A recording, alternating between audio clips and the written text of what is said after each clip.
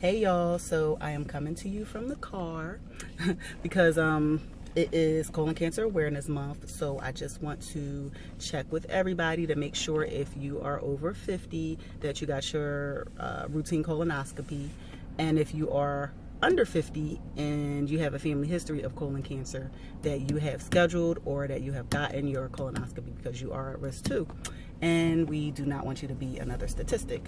So most of you guys know my mom's story. She was diagnosed with colon cancer in 2013. She was 53 years old, and it was stage 3 because it spread to her lymph nodes.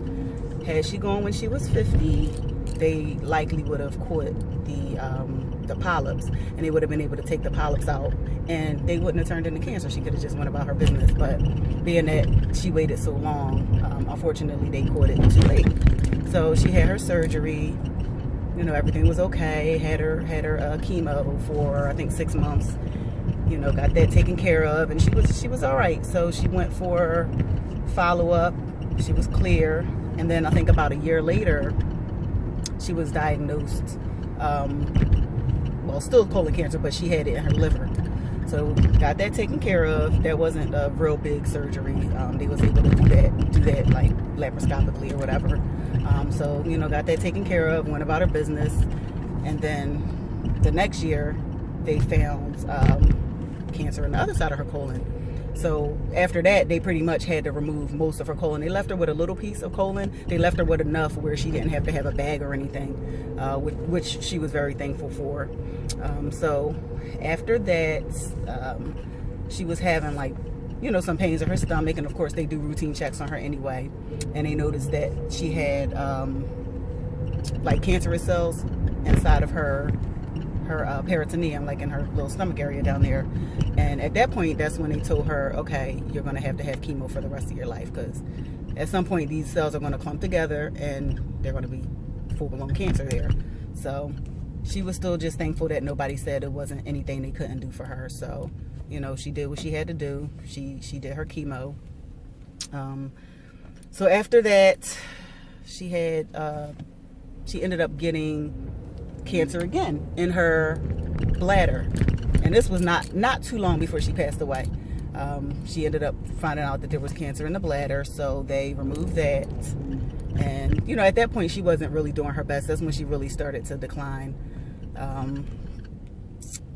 So I just always tell people to just, you know, be cautious. Just get the test done so you don't have to go through what she went through. Because if y'all would have just seen the behind the scenes, I know that she always looked pretty and glamorous, but if y'all just knew the suffering and stuff that she had to go through. And even like during her final days, we found out that there was a lot of cancer inside of her liver. They said her liver was just covered with cancer, and we didn't really know that until like her last few days. So it was just really a lot just to, you know, watch her have to be taking Imodium regularly because she has a little colon, and then, you know, the chemo is causing her to have diarrhea on top of having a small colon. And then, you know, she was just getting dehydrated, so she had to have fluids coming out to the house. They had like a nurse and stuff coming out to the house to give her fluids all the time, and it was just a lot.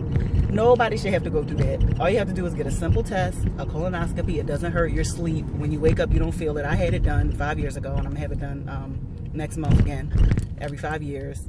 It's nothing. The worst part is the prep. The worst part is just not being able to eat for 24 hours and going to the bathroom. You know, having what feels like diarrhea because you had to take laxatives and clean out your colon. But having it happen for 24 hours is better than having it happen for months and years like my mom had to deal with. So I'm telling you, go get this colonoscopy done. Avoid this. Don't put your family through this. Don't put yourself through this.